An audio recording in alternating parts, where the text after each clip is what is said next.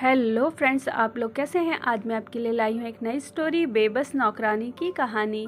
एक घने जंगल में एक चिड़िया रहती थी जिसका नाम था बेबस। वह बहुत सुंदर, मेहनती और दयालु थी। दुर्भाग्य से वह अपनी आज़ादी खो चुकी थी क्योंकि जंगल के एक क्रूर कौवे ने उसे अपनी नौकरानी बना लिया था। कौवे की चालाकी। कौवा का नाम कल्लू था। वह बहुत चालाक और धूर्त था। एक दिन जब वह उड़कर चिड़िया के पास आया तो बोला, बेबस, मैं तुम्हारी मदद करना चाहता हूँ। अगर तुम मेरी सेवा करोगी तो मैं तुम्हें जंगल में सुरक्षित रखूँगा और खाने के लिए अच्छे अच्छे अनाज दूंगा। चिड़िया भोली थी। उसे लगा कि कौवा सच में उसका भला चाहता है, इसीलिए वह उसकी बातों में आ गई और उसकी नौकरानी बन गई। लेकिन धीरे धीरे उसे समझ में आया कि कौवे ने उसे धोखा दिया है। वह उसे दिन रात काम करवाने लगा, कभी उसके घोंसले की सफाई, कभी उसके खाने का इंतजाम, कभी उसके पंख सहलाना। चिड़िया की पीठ बेबस अब थक चुकी थी। उसे अपनी आज़ादी की याद आती थी। वह सोचती थी कि उसने कौवे की बातों पर भरोसा करके बहुत बड़ी गलती कर दी। कौवा उसे जरा भी आराम नहीं करने देता था। अगर वह थोड़ी देर बैठ भी जाती तो वह जोर से चिल्लाता, कामचोर, जल्दी से काम पर लग जाओ वरना मैं तुम्हें जंगल में बाहर निकाल दूंगा। चिड़िया डरकर फिर से काम पर लग जाती।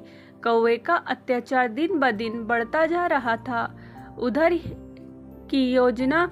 एक दिन जब चिड़िया बहुत दुखी थी तो उसकी पुरानी सहेली गौरैया वहां आई। उसने चिड़िया की हालत देखी और पूछा, बेबस, तुम इतनी दुखी क्यों हो।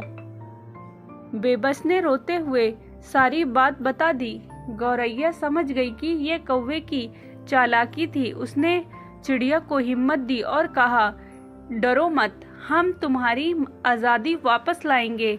गौरैया ने जंगल के अन्य पक्षियों, तोता, मैना, बुलबुल और बाज से बात की। सभी पक्षियों ने मिलकर एक योजना बनाई। कौवे को सबक। अगली सुबह जब कौवा भोजन के लिए बाहर गया तो पक्षियों की टोली ने उसके घोंसले को घेर लिया। जब वह वापस आया तो बाज ने गरज कर कहा, कल्लू, तुम्हारा अत्याचार अब खत्म होगा। तुमने बेबस को बहुत सताया है, अब तुम्हें इसकी सज़ा मिलेगी। तोता और गौरैया ने मिलकर चिड़िया को आज़ाद किया। फिर सभी पक्षियों ने मिलकर कौवे को जंगल से भगा दिया। बेबस की आज़ादी। बेबस ने आज़ादी की सांस ली। उसने गौरैया और बाकी पक्षियों का धन्यवाद किया। अब वह फिर से अपनी मर्जी से उड़ सकती थी, जहाँ चाहती वहाँ जा सकती थी।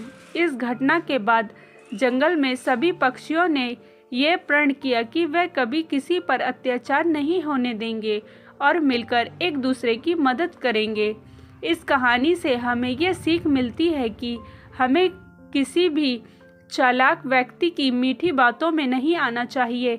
यदि हम एकजुट हों तो सबसे बड़ा अत्याचारी भी हमारा कुछ नहीं बिगाड़ सकता। स्टोरी अच्छी लगी हो तो प्लीज़ लाइक एंड सब्सक्राइब ज़रूर करें। मिलते हैं नेक्स्ट स्टोरी के साथ।